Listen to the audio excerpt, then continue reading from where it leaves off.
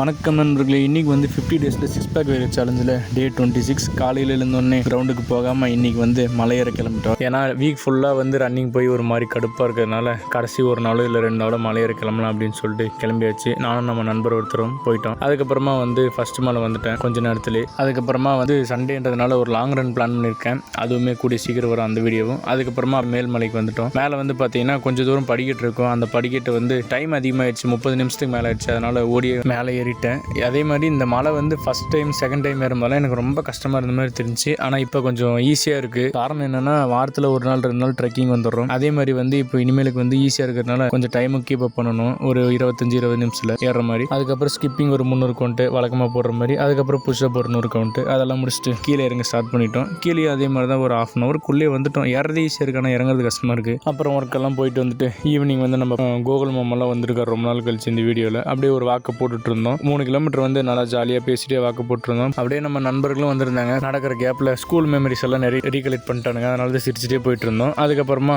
லேசாக மாலையோடு இந்த வாக்கு முடிஞ்சு. ஃபாலோ பண்ணுங்கள், ஷேர் பண்ணுங்கள். நாளைக்கு சந்திப்போம். தேங்க்யூ.